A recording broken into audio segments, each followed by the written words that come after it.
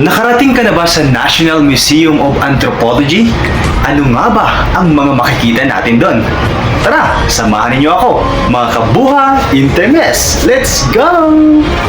Matatagpuan ito sa gitna ng Maynila, malapit sa Luneta at isa ito sa pinakamahalagang museo sa bansa. Dito natin mas mauunawaan kung paano nabuo ang ating lahi, tradisyon at pamumuhay mula noon hanggang sa kasalukuyan. Ng Pilipino, despite any turmoil, I'll be proud of my soil.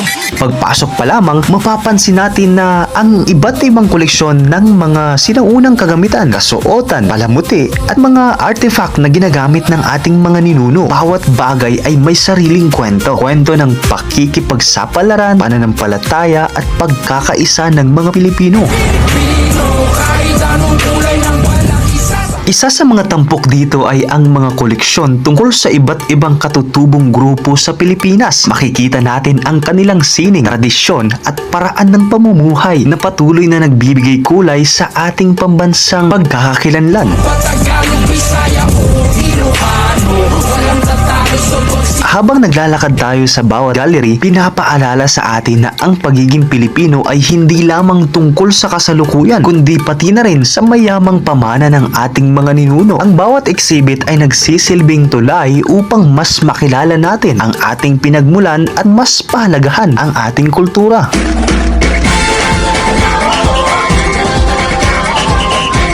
At ang mas nakakatuwa rito, bahagi ang museyong ito ng National Museum Complex sa Maynila. Magkakalapit lamang ang tatlong pangunahing museo, kaya maaari ninyong puntahan sa loob ng 3 araw o kahit isang buong araw kung masipag kayong maglakad, dahil makikita natin ang National Museum of Anthropology, National Museum of Fine Arts at National Museum of Natural History. Ang tatlong museyong ito ay magkakalapit lamang, walang entrance fee para sa publiko. Kaya kung naghahanap kayo ng makabuluhang gala na hindi mabigat sa bulsa, ang National Museum Complex ang isa sa pinakamagandang destinasyon sa Metro Manila. Libre na, marami ka pang matututunan tungkol sa sining, kultura at kalikasan ng ating bayan.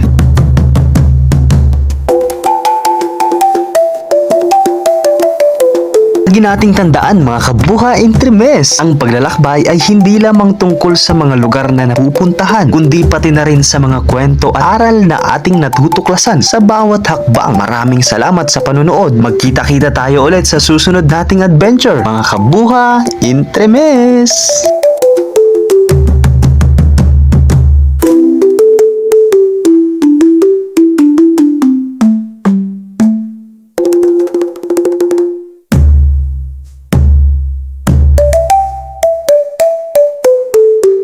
ng Pilipino, despite any turmoil, I'll be proud of my soil.